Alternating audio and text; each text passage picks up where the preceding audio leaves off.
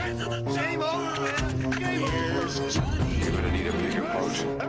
Why so serious? I am Iron Man. This is a tasty burger. Welcome to the In Session Film Podcast. Welcome to this podcast review for January 23rd, 2024, and I'm JD Duran. And I'm Brendan Cassidy. Hey, thanks for joining us, everybody, for this conversation. And I will ask for forgiveness up front for those that did go listen to our review of Perfect Days, because I do need to bring up once again Oh, yeah. that we are recording this on January the 23rd, as I noted, which is this last Tuesday, which was also the day that the Oscar nominations were announced. Yep. And if you're doing the math, yes, Robot Dreams was nominated for Best Animated Film. And Brendan, I gotta say, out of all of the nominations, there were a few surprises for sure. Yeah, we'll talk about them. This film was the one where I was audibly cathartic. I lost my mind over this nomination for reasons we'll certainly get into. We'll certainly talk about, I lost it. It was so exciting. I was a little surprised. At the same time, I wasn't, because I know there are a lot of people that do enjoy this one. But I was happy. I was really happy to see this one represented. This is very appropriate, JD, because yes, we are reviewing this the same day that we reviewed Wim Wenders' Perfect Days. That is also available right now. But we're doing these back to back as sort of like a post-Oscar surprise celebration. I guess that both movies ended up being nominated in two respective categories. This one being animated film, Perfect Days being best international film, which we were really proud of. And they're eventually getting wider releases rather soon, if I'm not mistaken. So hopefully it urges people to go out and see them just in time for the Oscars. Yeah. Robot Dreams, though, was the one that got me the most animated, if you will, when it comes to the Oscar nominations. Okay, yeah, you're officially robot, I'm dog after that one. For reasons we'll get into when we talk about the film on its own terms. But also, this film was not being talked about in terms of awards. It missed everything. It might have been involved in some critics groups, in some local critics groups. But in terms of the big precursors, it missed everywhere. Yeah. This was not in the conversation. Not in the conversation at all. But as you alluded to, I talked about this in our conversation of Perfect Days as well, because we did a Chasing the Gold last week, doing our Oscar nomination predictions. I hope-dicted, very much like Perfect Days, Robot Dreams as well. I simply went on a limb. New word invented. Hope-dicted. I love it. That's not me that invented that. I'm not taking credit for that, by the way. I know that's out there. But man. I did take a risk, and I went for it simply because I love this movie. And I think it's great. I have talked about this on social media. I mentioned this on the In Session Film Awards when we did Best Animated Movie for us as well, that 2023 was an elite year for animation. It was fantastic because, of course, you get The Boy and the Heron. Gotta love Miyazaki. You get Across the Spider-Verse. Incredible movie. Yeah. Teenage Mutant Ninja Turtles. Mutant Mayhem, I think, is really great. Very fun movie. That film was nominated for a Globe. That film was nominated at the Annie Awards for Best Animated Feature. And, of course, a bunch of other critics groups as well. That missing at the Oscars, a little surprise. But at the same time, it's a little surprising that, because TMNT was a little hit or miss throughout the award season, but it's still a little surprised that it didn't get in. Yeah. Whereas Robot Dreams was just never in the conversation. Seemed kind of forgotten about. You're right. It had been completely overlooked. I don't know if Neon had really pushed this film all that much, other than sending out the film in the box with their set to all of the critics groups. Yeah, they were certainly pushing other films. I mean, they also had Anatomy of a Fall to push. Yeah, they had a probably bunch a lot of others harder. that they Yeah. were pushing harder for sure. I don't Yeah. know how much they had invested in Mhm. Robot Dreams, which Yeah. speaks to the lovability of the film, that Yeah. even without any marketing behind it, it still got nominated. So I was not really expecting it. I threw it in as a hope prediction, but I had no expectation of the name being Well, announced. So when it yeah. was, I literally gasped. Well, I could not believe it. like we joked about during our review of Perfect Days, that means maybe the Academy is listening to our show because you hope dicted Perfect Days as well, didn't you? Yes, I did. Yeah. I predicted that one as well. And Robot Dreams, absolutely hilarious. And then one of the best elements of the day was seeing their reaction, the creators of Robot Dreams, Oh, that was Pablo adorable. Berger and everyone involved there. They released a video of their reaction to them getting nominated, and it was Yeah. glorious. Like I was almost in tears. You know what I think is so great about their reaction, because there were a lot of reactions posted of creatives and the work that they made being recognized at these Mhm. Oscar nominations. But what was so great about Pablo Berger and team is their open acceptance of the movies they were competing with. Like Yeah. when the announcement of The Boy and the Heron is nominated, they're like, "Oh, of course, great movie." Yeah, and they clap for that. So it's really sincere in the sense that they appreciate who they have to compete with, because great art is great art. Yeah. And then their actual reaction for their film being nominated, I thought was just adorable. It was so good.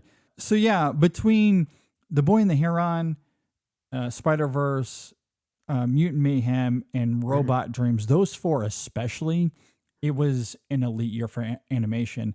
Yeah. I think Robot Dreams is that good. We'll get into it in detail here in a moment, but I think the film is that good. It's really fantastic, really great. And then you have other films like Nimona. I'm pretty high on Elemental. I think it's pretty great. Yeah. You like that more Suzumi than also most. good. Like there is some really good animated films this year, even beyond those top four. Yeah. But especially those top four are just I think astronomical. they're in another league for sure. Sure. And this one especially, I think, is part of that conversation. Even it's among the best one of the best films of the year, as we'll talk about, right? I mean, Absolutely. I don't think we need to sugarcoat it much further. We can just say it's definitely one of the better films of the year, animated or not. Yeah, this is one of my favorite movies of the year for sure.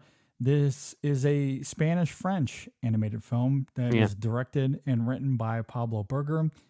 I would announce a cast here, but there is none. There is no dialogue in this film. It is a Charlie Chaplin, a Buster Keaton, if you will. Yeah. However, if you're not familiar with the film, like Perfect Days, many of you listening right now, maybe you're not familiar with it. So it is the adventures and misfortunes of Dog and Robot in New York City during the 1980s. So once again, like Perfect Days, a simple and easy synopsis here. It's quite accurate to how this plays out. Wow. I'm having a bit of a moment, JD, because we, as I alluded to, we just got done reviewing Perfect Days alongside this review of Robot Dreams. So obviously they're separate reviews. You can listen to both of them, but we recorded them back to back. I'm noticing a lot of comparisons between them. There's a lot of similarities. There really is. Yeah. Yep. Yeah. Wow. I mean, I always kind of got the sense that they were pretty similar, mostly because they're both distributed by Neon. So tonally speaking, I kind of appreciated the simplicity of them. But man, it goes even further, because one thing we talked about a lot during our review of Perfect Days was the fact that it's really big in its sense of place, but it's ironically not directed by a Japanese person. It's directed by a German filmmaker. Yeah. So it has a very observational quality. Here we have Pablo Berger, who is Spanish, if I'm not mistaken. It's a Spanish-French film, but this takes place in New York City. In New York. Yeah, and it has a lot of that similar vibe. You're absolutely right. It has that touristy kind of supplanting yourself in New York City from an outside perspective kind of aesthetic. And let's also not forget the importance of song. The soundtrack. Absolutely crucial to this as well, which we'll certainly get into. It's almost like they're the same movie, except one's animated and one isn't. Yeah. Okay, take our review of Perfect Days and splice it to Just Robot Dreams, splice it and right I in, think yeah. we're done. I think we're done. Might as well. All right, let's jump into this. I'm so excited. Brendan, what did you think about Robot Dreams? I do think it's great. It was among my top 20 of the year. For a while, it was actually in my top 10. And I think of the animated film spectrum of 2023, you're right. It was Boy and the Heron, Spider-Man Across the Spider-Verse, Robot Dreams, and TMNT. They're the big four.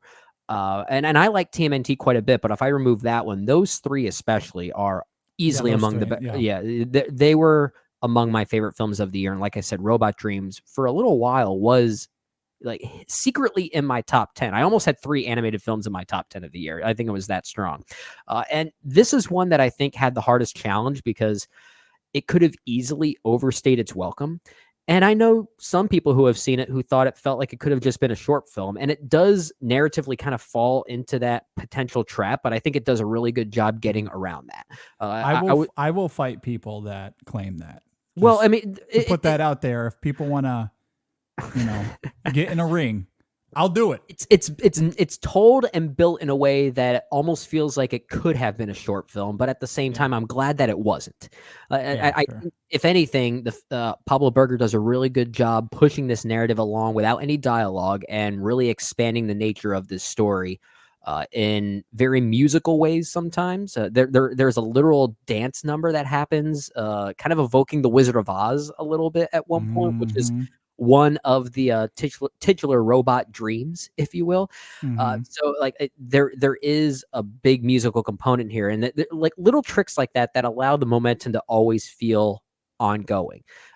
There are little things you always want to try and pick up on. This takes place in an anthropomorphic New York City.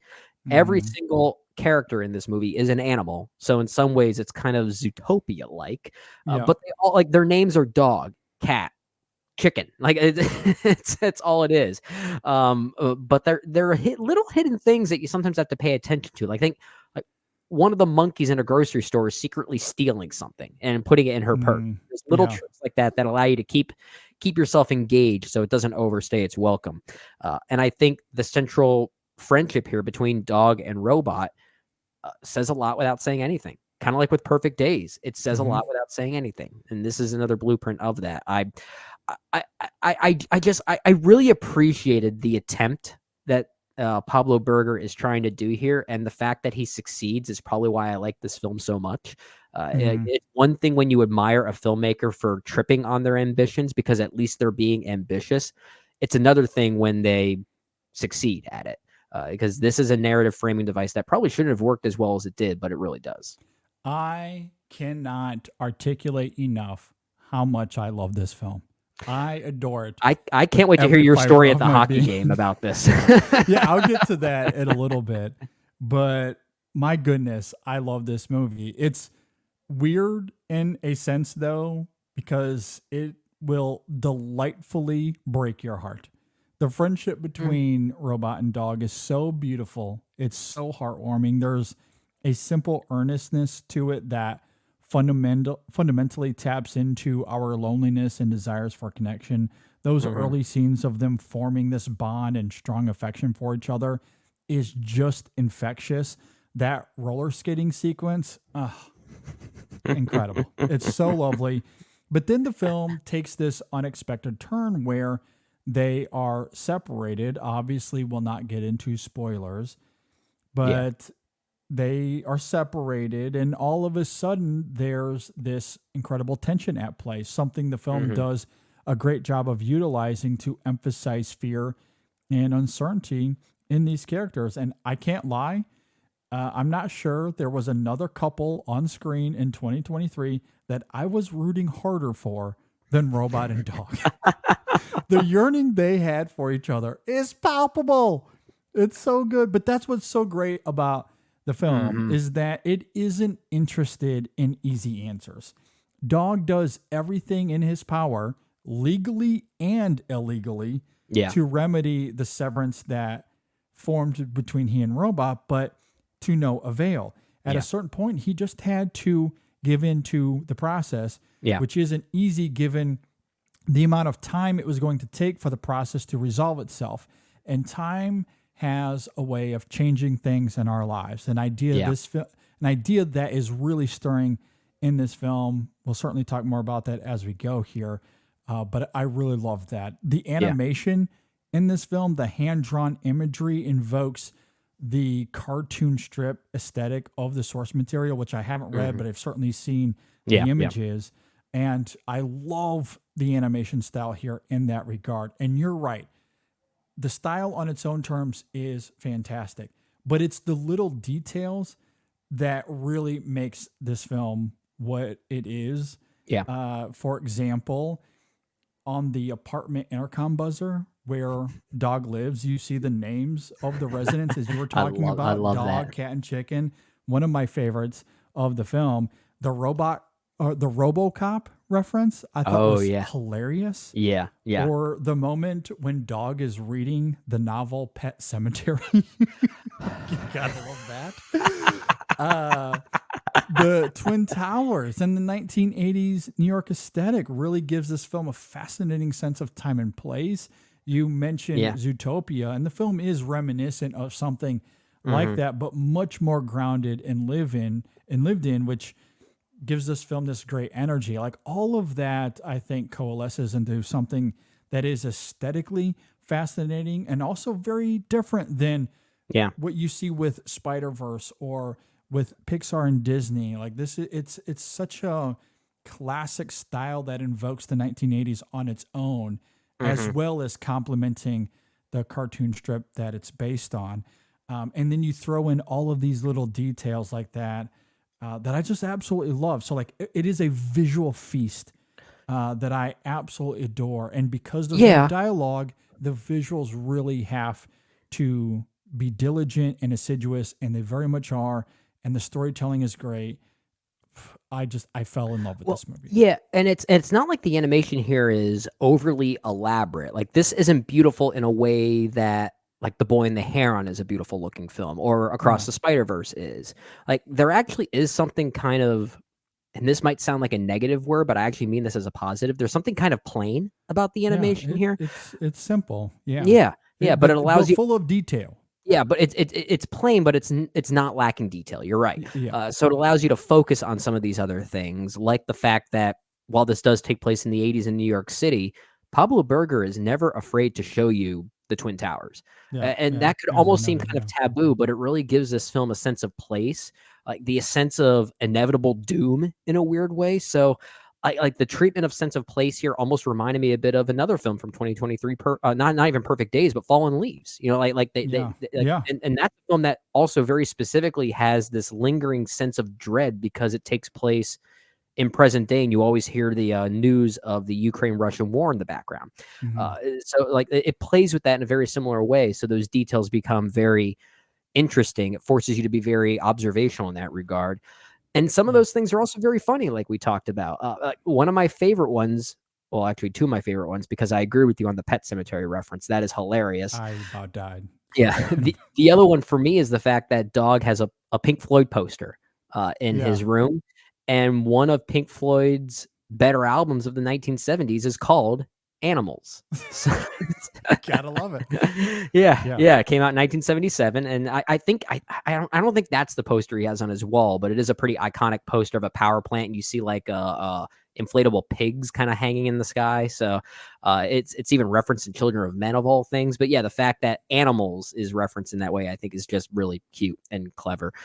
And you're right, the relationship between Dog and Robot is something you're always rooting for, which is interesting because they don't really have much time together on screen. It's really just the first maybe, like 20 minutes? 20 minutes, yeah. Yeah. Most of the film is dedicated to that passage of time that you're talking about. It really feels like the a character. separation between them, yeah. And it kind of builds to this really anxious third act. Like there is a build of anxiety here that I think the film does a really good job handling. Well, and that's where I guess I'll circle to my experience watching this film. I did talk about this in episode 565 a few weeks ago, but in case you didn't hear that episode, we brought it up at that time, because we were, catching up with some 2023 films. You had Right, seen it. I right. had only seen half the film Yeah. at that time. And I was totally entranced by it. So when we went to do that recording, I had only seen up until the moment where the separation takes place, or maybe a Yeah. little bit after it.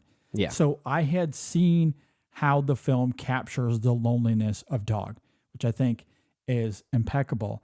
Then we see the relationship between Dog and robot form and how inseparable they become. It's so heartwarming. You're right. It's only the opening 20 minutes, but it's so strong. They do such a great job of capturing that relationship, why they are so tethered to each other, Yeah. why they need each other. They Yeah. do become inseparable, only for them to become separated after this day at the beach. They become unwilling participants in this this ripping apart of them. Yeah. At that point, I had to turn off the movie to do this recording with you. It was the perfect cliffhanger because I was desperate to see the rest of this movie. I don't even know how, in hindsight, I ended up getting through that episode because I was salivating to get back to Robot and Dog. I Honestly, just wanted to see how it played out. if you told me you needed an extra hour to finish the movie before we recorded, I would have granted that to you. I really would have. But at the same time, I'm kind of glad that we dealt with it in the way we did, because then you were forced to finish the movie the next day. Yeah. And I assume you're going to get into this, but I was getting text updates from you every 5 minutes. I was live tweeting, if you will. I was live texting Brendan updates and my emotional volatility as we went.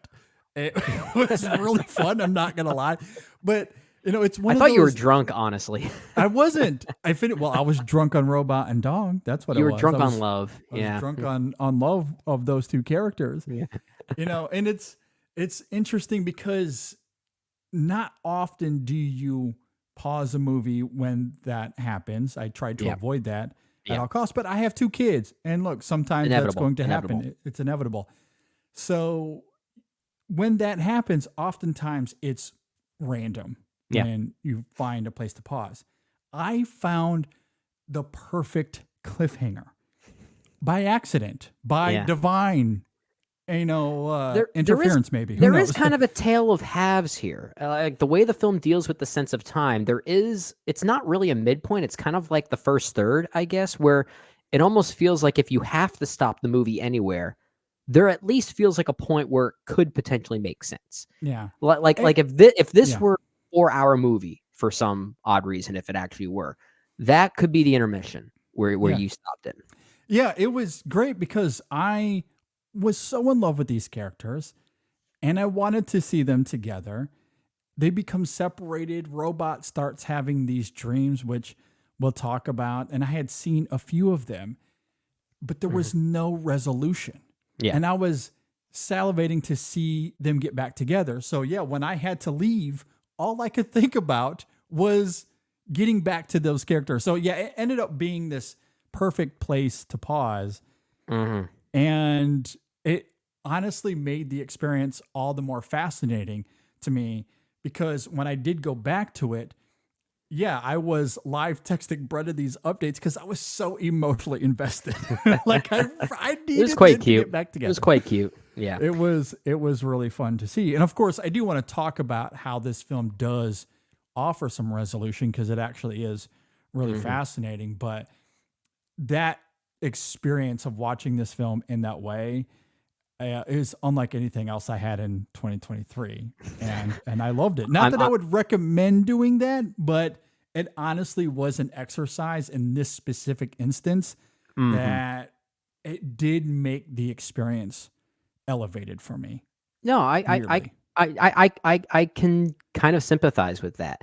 It's like when you watch a great television show and it ends on a cliffhanger and you're waiting for the season finale or a series finale in this regard, because there is a sense of finality with a movie like this.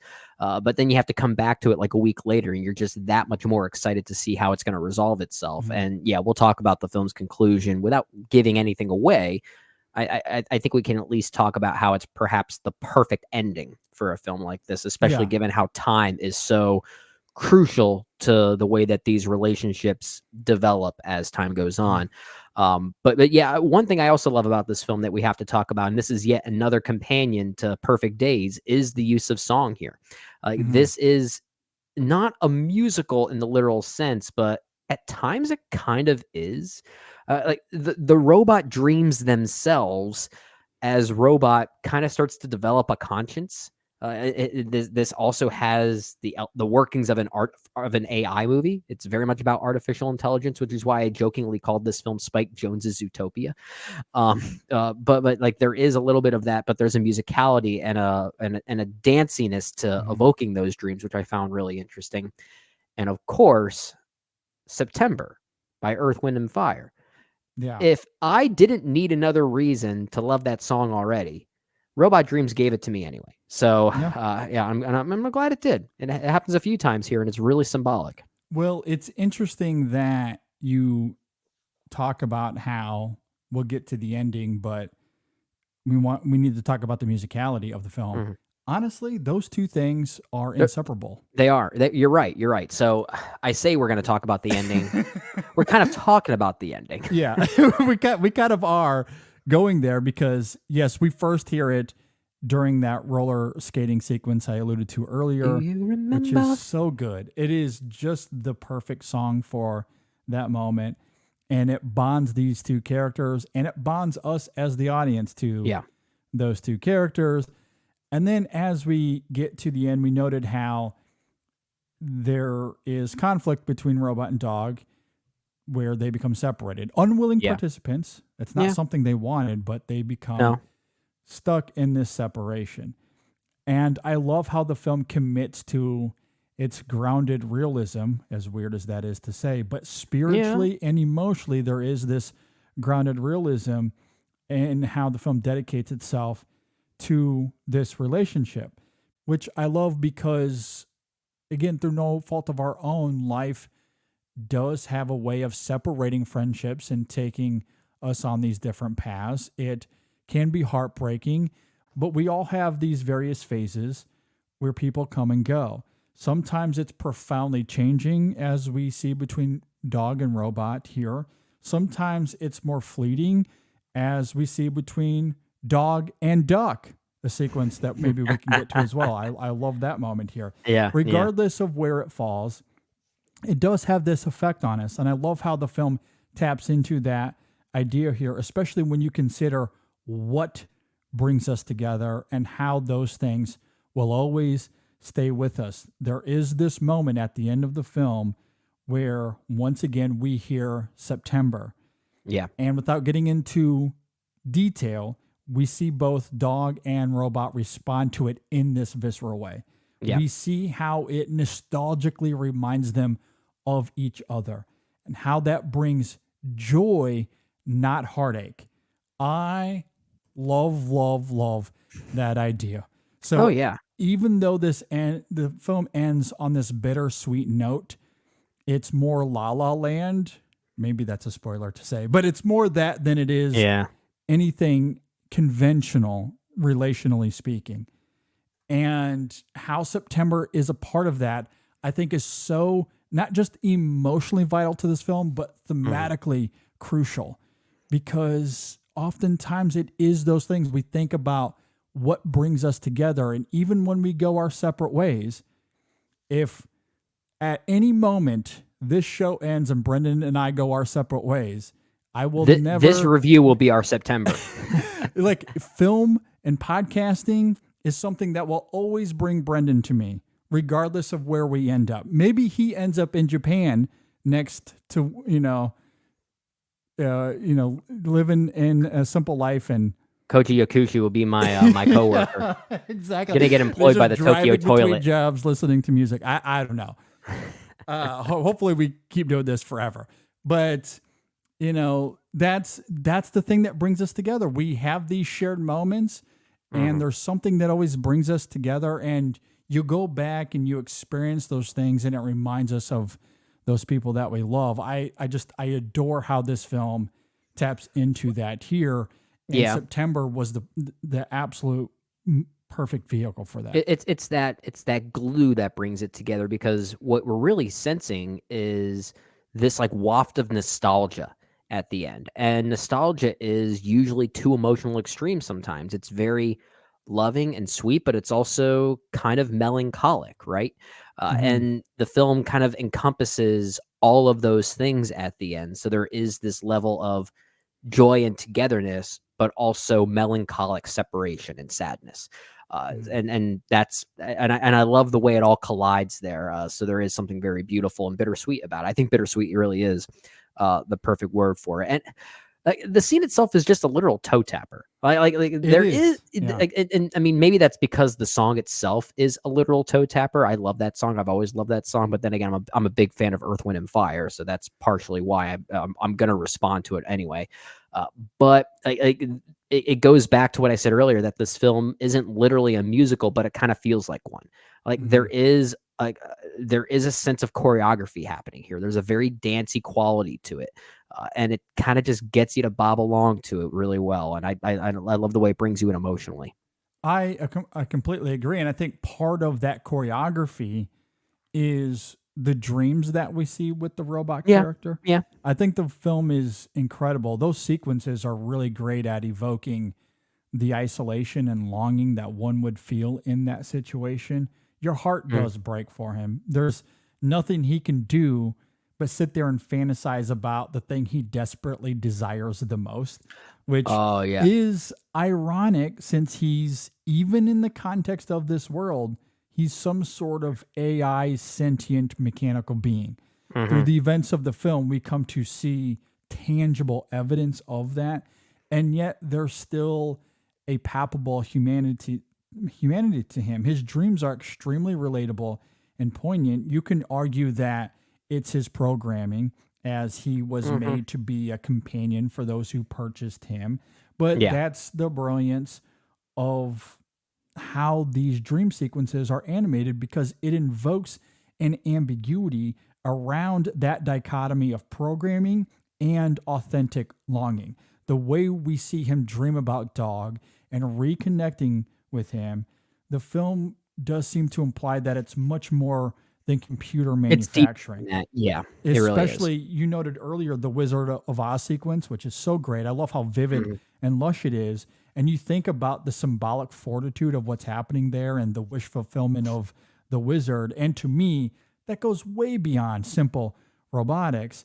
Sure. The dream that affected me the most, though, circling it back to what we were just saying there about the end of the film.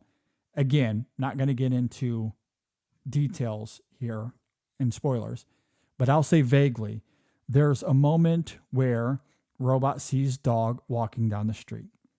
And what Hmm. happens from there is this incredible sleight of hand that had me on the edge of my seat. His Oh yeah. longing for Dog, his love, his desires, they all come flooding back in this remarkable way that left me both It's heartbroken and hopeful for these It's not even characters. just that sequence, it's a literal shot that does that, because there's this one shot that just lingers on something happening, something slowly revealing itself in the distance, right?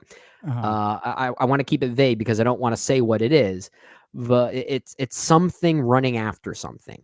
Yes. Yeah, Yeah, that's it there's like and a it chase sequence of yeah, sorts. but it leaves you hanging on that one shot as someone is chasing after something else, and that something is slowly revealing themselves, getting closer, implying that they're getting closer, and it lingers on that for what feels like 2 minutes. Yeah, So it's really building suspense in the what if of this. So in a weird it way, it kind of is. puts you in the headspace of Robot, and that Yes. sense of like that sense of desire and that pressure that he is facing. So like it's really interesting stuff. Well, and that's the thing, because we've talked about how there's this sense of longing in both Robot and Dog, especially once they're separated. All Hmm. they want is to get back to each other, but they Yeah. can't, even though Dog tried, again, legally and illegally. Yeah. They tried, they Love had to that. wait it out, but time has a way of changing things. Now, that Yeah. desire is still there, but their life takes them down these various paths. So, yeah, there is this moment where you think the resolution of this film is going to bring some level of happiness, Yeah. or something that even we as the audience were longing. I talked about how I was desperate for them to get back together. So that suspense that you're talking about had me on the edge of my seat. I There was you go. so desperate for them to get See? back together. It worked. It worked. It absolutely works. It's so incredibly visceral and effective. But the way that the film, again, there's a sleight of hand at play that recontextualizes that moment that I think is really great, because it circles back to that idea that we were just talking about of how life takes us down these various paths. Things don't always go the way that we envisioned them to, and we have to adapt, we have to evolve, even if that longing is still there. Yeah. It's, life doesn't always give us what we want, and we have to adapt to it. So I love how the film taps into that. And again, reminiscing on the things that bond us together. Because after that sleight of hand, after that moment of suspense that you're talking about, that's when September comes back into play. Yeah. And we see both characters react to it in this just goddamn incredible way. That's just so good. It's so good. I just love the irony too that there's a physical change with Robot at some point in the film. Yeah. And that physical change involves music, right? Yes. Like I love the irony of that too. So that like it's almost as if to suggest that this relationship with Dog, whether there is a reuniting or not, there is something that'll always keep them together. Like that'll always be there. That's exactly what I'm getting. Like, Yeah. There's something that will always keep them together, even if their lives going separate ways. Yep. And and that's the beauty of life and the beauty of relationships, even though you can look at it in this heartbreaking way. And to a degree, it is heartbreaking. Yeah. But it doesn't have to be hopeless. Like, it doesn't have to be this dour sense of, well, everything's over, or I never got everything that I wanted. It's the way we remember relationships through the things that bond us together. That's ultimately what the film is getting at. And I absolutely love how the film goes about doing that. It is great. And so because September is such a big part of that, to something Brendan said earlier, last week, I went to the Florida Panthers Detroit Red Wings hockey game here in South Florida. Okay. They're watching the hockey game. The second intermission comes on. I'm sitting there eating my chicken tenders and fries that cost me $67. Wow. Ridiculous. Only 67. You got to steal. I know. So I'm sitting there eating my food, not really thinking of anything, just waiting for the next period to come back. And the DJ over the intercom plays September by Earth, Wind, and Fire. And I immediately light up. Like, I'm almost in tears thinking about Robot and Dog. Like, that song is just forever associated with these characters, which is exactly the point of the film. Just imagine, like, people around you seeing your cathartic reaction to that song, and imagine, like, if you actually did break out in tears, they're like, dude, what's wrong? It's just a song. What's up with you? You go, it's because of Robot and Dog. Robot and Dog. Imagine their reaction if that was your explanation to them for it. I literally texted Brendan because I was on the verge of tears, for like real tears. Like, I was thinking about Robot and Dog and how much I love them, and everything that we see here. But that is indicative. That's a real life example of exactly what this film is trying to get at. Who were you at that game with? Was it Sam, your son? No. It was with a friend of mine. Oh, a friend. Okay. I was going to say, like, I would love to have seen Sam's reaction to your reaction to that and have to explain that to him. I bet that would have been his invitation to ask to watch this movie, right? He's seen me get into tears plenty of times. I'm sure it wouldn't have bothered him. Oh, so thought twice. So now it's just second nature. Okay. It's just second nature to him. Yeah, absolutely. But yeah, that was a really funny moment that I thought was exactly, what this film is trying to get at. It's a beautiful film. Beautiful. Absolutely gorgeous. I very much do agree. Before we wind down here, I do want to circle back one more time to Pablo Berger and his direction here. Okay. Because there's another moment I thought of in terms of the animation and the specific detail that we see in the animation. One of my favorite sequences in this film is when Dog goes sledding. Okay. Oh, Trying to take gosh. his mind off things. Let's go have a winter vacation. And it's this great sequence. It's pretty funny.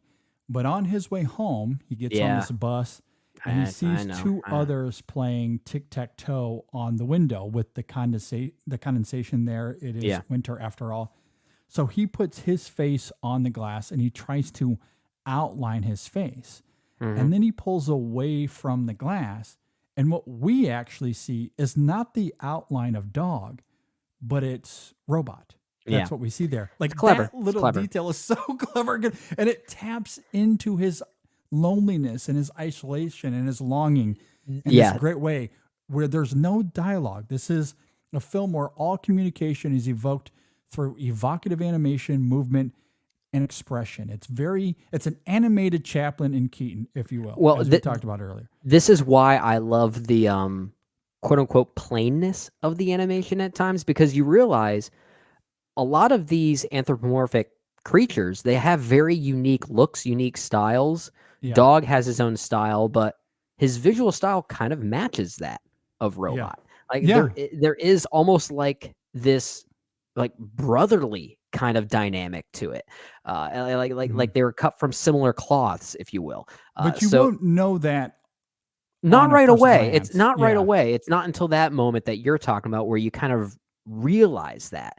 But it's little details like that that slowly reveal themselves It's that just adds so a good. lot of Yeah. cleverness to this movie. Absolutely. And because all of the dialogue has to be evoked through that movement and expression and animation, moments like that are really clever and absolutely wonderful here.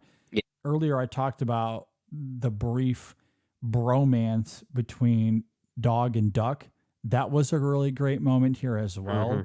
I loved how all of that plays out because that's really endearing. Again, Dog still wrestling with Robot and this separation. And here comes Duck, having this cool aura to him, someone that you didn't think would care anything about Dog. And of course, he, gives him a helping hand and they form this little bond and relationship. Like I love that entire sequence as well. Yeah. Like this is a film that is very engaging. It's very diverting. I don't think this film overstays its welcome at all. I don't think so either. That Yeah. it's a quiet movie. I didn't need any dialogue or anything. I didn't need conventional storytelling here to tell me what's happening or what these characters are experiencing and thinking. I'm with you. I'm with you. That's why Charlie Chaplin is one of, if not my favorite director of all time. Yeah. Because he is the master of that. He never had to give us dialogue. Now, of course, later on in his career, he did so brilliantly, but his silent films are masterpieces because he was a master at evoking communication and emotion. Visual storytelling is the best, Visual man. storytelling at its best. That's exactly what this is. And I think it's utterly brilliant. I mean, we talked about how this is one of the best animated films of the year. And as much as I admire Mutant Mayhem, and I really do, I think that film, along with the other three we mentioned, is why the year was so elite. But I do think that Robot and Dog separates itself a little bit. I think it is closer to Spider-Verse and Boy and the Heron than it is anything else. Yeah, those three are heavy hitters. Especially. Yeah. I think this film is that good. It is one of the best films of the year. I think it's that good. Where did you have this ranked in your top 20 again? Do you remember offhand? So I wrestled with this one quite heavily. Has it changed since we published those lists? I haven't changed my list since we published them. Okay. But it likely will at some point in the near future. Because I have this currently at 21, but it was as high as 15 at one point. Yeah. And then, we see Perfect Days. Oh, well, God. Yeah. I have to add that to the list. Yeah. And then we see Ferrari, and I'm like, oh, man, now I got to wrestle with that. And then we see The Boy and the Heron. It's like, oh, my God, that's one of the best movies of the year. Yeah. It's like, then I have to rearrange like a lot of my list as I, then I see The Zone of Interest, and it's like, well, God, that's one of the best films of the year. So like, it started off like in my 11 through 15. Yeah. It was in my 16 through 20 for a long time, and then honestly, like at the last minute, and this is what's interesting about doing our prep. And I'm thinking about, okay, what are my nominees for, let's say, screenplay? What are my nominees for actress? Yeah. And one film that rose for me, because this was in my 21 through 25, was Sofia Coppola's Priscilla. But thinking through my nominees, I couldn't leave off Priscilla for screenplay, and I couldn't leave off Kaylee Spaney for actress. So I ended up. So the film in totality, it was almost obligated to rank higher because there were those individual components that you had to honor. It just didn't sit right with me that it was outside my 20 when I had it nominated for those two pretty big categories. Yeah. So I had to move that into my 20, and as a result, Robot Dreams just fell to 21.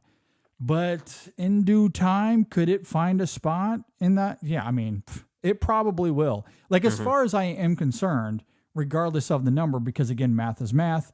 It's such a deep year. It is a top 20 movie for me. It is. And most of the years, it's in my 11 through 15 at worst. Those years, we have 50 movies in our top 20, right? Exactly. Yeah. Exactly. This was such a hard year to rank.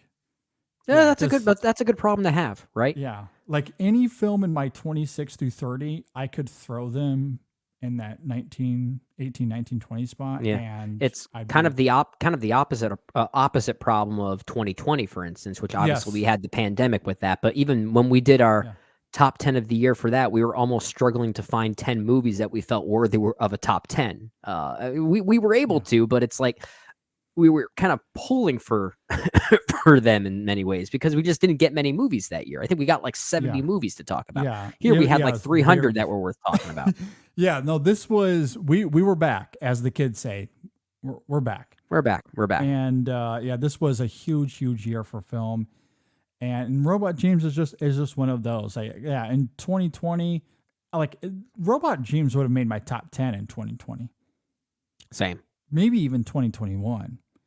Like I think it's that good. And even a lot of years pre-COVID, it's in that, top 15, or at least top 20. At worst case, top 20, but maybe even that 11 through 15 in a lot of years.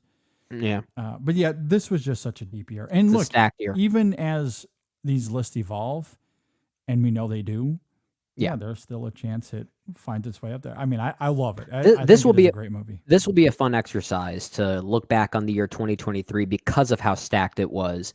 Will our lists change? I think if any year they're most likely going to change, it's this one.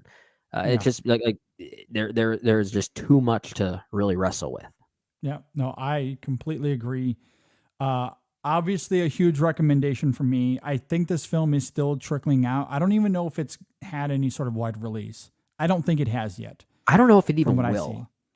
And it might not. It might end up streaming somewhere. I don't think it is currently, but be on the lookout because wherever this film lands, I do think it's worth watching. It's really great. You're going to love these characters. You're going to love the music. And it's a brief watch. I mean, again, I do want to emphasize that the pacing of this film, I think, is really great. I don't think it overstays its welcome. It evokes the best kind of anxiety.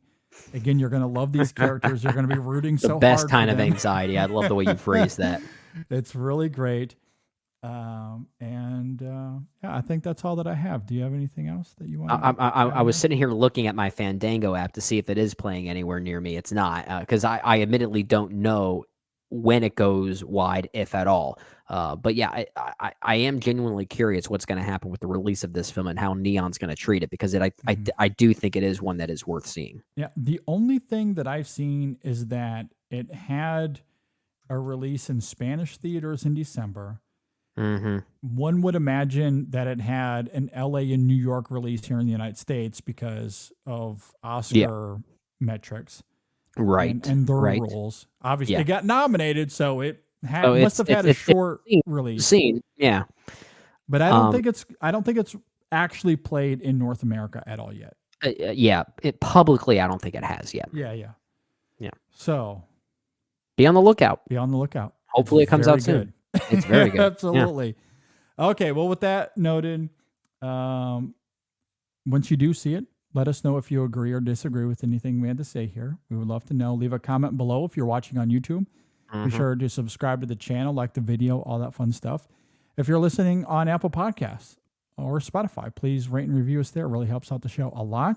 You can always email us in sessionfilm@gmail.com. I guess that'll do it. Do you have any final thoughts on anything before we get out of here? That's it. No. Okay, fair enough. September, a song that I will always associate with this movie, probably. Yeah. Who knew? Who knew?